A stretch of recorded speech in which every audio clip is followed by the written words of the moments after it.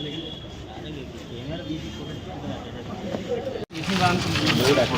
గంటలకు వచ్చారు? 6 సాయంత్రం 6కి వచ్చారు. మళ్ళీ 9:30 వస్తే 3 సార్లు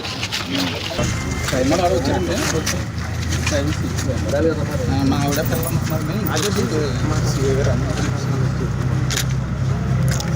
ప్రేమలో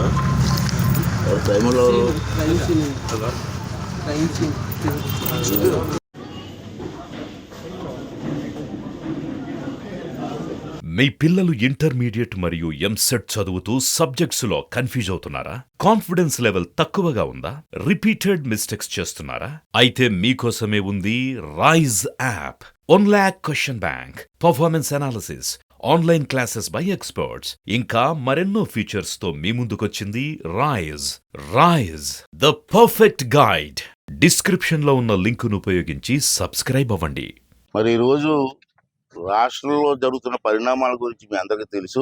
గత 4.5 సంవత్సరాలుగా ఈ రాష్ట్రాన్ని జగన్మోహన్ రెడ్డి ముఖ్యమంత్రి అయిన తర్వాత సర్వనాశనం చేసిన సంగతి మీ అందరికీ తెలుసు.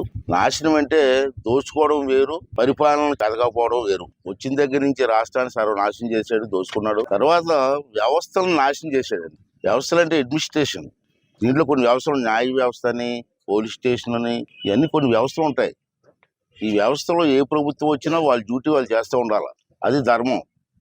కానీ వ్యవస్థల్ని కూడా సర్వనాశనం చేసి తన దోపిడీలో వ్యవస్థల్ని కూడా ఉపయోగించుకునే గనుడు ఈ జగన్మోహన్ రెడ్డి. చాలా బాధాకరమైన విషయం. రాజకీయాలు ఉంటాయి, పోతూ ఉంటాయి, ప్రభుత్వాలు మారుతూ ఉంటాయి, కానీ వ్యవస్థలు మాత్రం పడవకూడదు. దాంట్లో ముఖ్యమైనది ఏంటంటే పోలీసు వ్యవస్థ. ఈ పోలీసు వ్యవస్థ అంటే లా అండ్ ఆర్డర్ని కాపాడడం. కానీ ఏ రాష్ట్రాన్ని అభివృద్ధి చెందాలంటే పోలీసు వ్యవస్థ పటిష్టంగా ఉంటేనే రాష్ట్రం అభివృద్ధి చెందుతుంది. కానీ వీడు వచ్చిన తర్వాత, వీడు ముఖ్యమంత్రి అయిన తర్వాత పోలీసు వ్యవస్థని ఒక బానిస వ్యవస్థగా మార్చాడు. జగన్మోహన్ రెడ్డి బానిస వ్యవస్థగా పోలీసు వ్యవస్థ మారిపోయింది. ఐపీఎస్ ఆఫీసర్లు కూడా జగన్మోహన్ రెడ్డికి బానిసలుగా ప్రవర్తిస్తున్నారంటే మరి వ్యవస్థలు ఏ విధంగా తయారయ్యాయి అన్నది మనకు క్లియర్గా ఇది అర్థం అవదు. మన దురదృష్టం ఏంటంటే సామాన్య జనానికి ఇది అర్థం అవదు. అర్థమైనటువంటి మేధావి వర్గానికి ఏమో మాట్లాడరు. నేను చాలాసార్లు చందాలు చెప్పాను, సిరా నిద్రపోతే మేధావులు నోరు ఇప్పకపోతే దుర్మార్గులు రాజ్యం వెళ్తారు. ఇవాళ రాష్ట్రంలో అదే జరిగింది. ఈ రాష్ట్రంలో చాలా మంది పెద్ద పెద్ద మేధావులు ఉన్నారు, ఎవరు మాట్లాడరు. అందరికీ తెలుసు తప్పు జరుగుతుంది, అన్యాయం జరుగుతుంది, అందరూ అంటూ ఉంటారు, కానీ ఎవరు మాట్లాడరు. ఎందుకు మాట్లాడారంటే పోలీసు వ్యవస్థ, దుర్మార్గమైన పోలీసు వ్యవస్థ. తీసుకెళ్ళి పోలీస్ స్టేషన్ తీసుకెళ్తారేమో, లోపల 2-3 రోజులు లోపల వేస్తారేమో, లేదా రఘురామరాజు గారిని కొట్టేట్టు మనం కొడతారేమో స్టేషన్లో పెట్టి అన్న ఒక భయంతో మాట్లాడలేకపోతున్నారు. విశాఖపట్నంలో చాలామంది ఉన్నారు, రిటైర్డ్ ఆఫీసర్, ఐఏఎస్ ఆఫీసర్లు, ఐపీఎస్ ఆఫీసర్లు, రిటైర్డ్ జడ్జీలు ఉన్నారు, కానీ ఎవ్వరూ మాట్లాడరు. నేను ఎన్నో సందర్భాలు చెప్పాను, మాట్లాడండి అని. వాళ్ళు ఏంటంటే పోలీస్ స్టేషన్ తీసుకెళ్తే కొడతారు, ఏంటి బాధ మనకెందుకు, దేశం వెళ్ళకపోతే మనకెందుకు, రాష్ట్రం వెళ్ళకపోతే మనకెందుకు అని మాట్లాడే పరిస్థితి ఉంది ఇవాళ.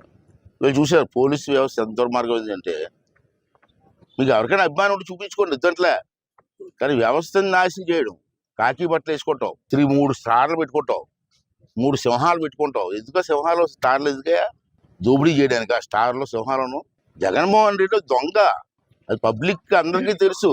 అయ్యన్న పోతుడు జగన్మోహన్ రెడ్డిని దొంగ అంటున్నాడు అంటారు మీరు, నేను అనలేదయా. గూగుల్ మీ ఫోన్లో, మీ అందరి ఫోన్లు ఉన్నాయి, ఫోన్లో ఓపెన్ చేసి కొట్టండి, గూగుల్లో కొట్టండి. మీరు అదే ఫోన్ తీసి 420 CM అని ఎవరైనా అడగండి గూగుల్ని, జగన్మోహన్ రెడ్డి అని చెప్తుంది గూగుల్. అది నేను చెప్పలేదు, గూగుల్ చెప్తుంది. గూగుల్ అబద్ధం వాడదు కదా. 420 అందరూ కూడా సీఎంలు అయిపోతే ఎలా ఉంటుంది పరిపాలన, ఎలాగే ఉంటుంది. ఇవాళ చూసి నర్సీపట్నంలో ఎలక్షన్ 30 రోజుల్లో నోటిఫికేషన్ వస్తుంది. ఇప్పటికైనా వ్యవస్థ మారాలి కదా. అది ఇష్టమని అంత పోలీస్ వ్యవస్థ మా ఇష్టం అనుకుంటారు. ఏంటి దౌర్జన్యం ఏంటి? ప్రజలు తిరుగుబాటు చేస్తే స్టేషన్ ఎక్కడ ఉంటుంది, మీరు ఎక్కడ ఉంటారు? ఆంధ్ర రాష్ట్ర ప్రజలు ఓపికగా ఉన్నారు, అన్నాళ్ళు ఒప్పుకుంటాం, దానికి అద్దులు ఉంటాయి. రాత్రి చూశాను, రాత్రి నాకు 11 గంటలు తెలిసింది. మన కుర్రవాళ్ళు ఎవరు, కొండ బుజ్జి ఇద్దరి దగ్గరికి రాత్రి 2-3 సార్లు ఇంటికి వెళ్ళి లేడీస్ ఉంటే లేడీస్ని బెదిరించి వాళ్ళు స్టేషన్ రావాలని చెప్పి గొడవ. ఎందుకు గొడవ? ఏ తప్పు చేశాడని? గంజాయి వ్యాపారం చేశారా, సాగ వ్యాపారం చేశారా, మర్డర్ చేశారా, దోపిడీలు చేశారా? దేనికే రావాలా రాత్రి 10 గంటలకే? ఏంటో దౌర్జన్యం ఏంటి? ఆ ఎమ్మెల్యే గారు ఎవడో పనికి సన్నాసిన అరెస్ట్ చేస్తారా? ఎమ్మెల్యే చెప్పేది అరెస్ట్ చేస్తారా మీరు? ఏంటి కారణం ఏంటి? సింపుల్ ఇష్యూ సోషల్ మీడియాలో పోస్ట్ పెట్టారట. రాష్ట్రంలో సోషల్ మీడియా దేశంలో మొత్తం ప్రపంచం మొత్తం సోషల్ మీడియా వాడుతున్నారు. ఈ పోలీసులు తెలియదా సోషల్ మీడియా గురించి? పెద్ద కప్పులు చెప్తారు, నీతి మంత్రి కప్పులు చెప్తున్నారు. ఎమ్మెల్యే చెప్పిస్తే అరెస్ట్ చేస్తారా?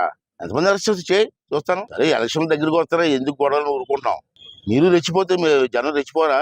మా డబ్బులతో జీతాలు బతుకుతున్నారు మీరు అందరూ. మాకు రక్షణ కల్పించవలసింది పోయి మా మీద దౌర్జన్యం ఏంటా?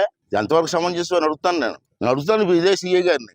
ఉన్నారు ఇక్కడ పోలీసులు అందరినీ చెడ్డని అన్నాం. నా ద్వారా ఎస్ఐ అన్నాడు. ఏటో రెచ్చిపోతాడు, పెద్ద ఎస్పీలో ఫీల్ అవుతాడు. ఆఫ్టర్ ఆల్ ఎస్ఐ ఈ టౌన్లో ఒక ఎస్ఐ ఉన్నాడు, అదో డిఐజీలో ఫీల్ అవుతాడు. 3 నెలలు మా ప్రభుత్వంతో ఫుట్బాల్ ఆడతారు కదా, మిమ్మల్ని ఊరుకుంటామా? అంత చేతకాని వాళ్ళు మేము. ఇక్కడ కొడితే ఎక్కడికి వెళ్తాం తెలీదు, అక్కడ కొడితే ఎక్కడికి వెళ్తాం తెలీదు.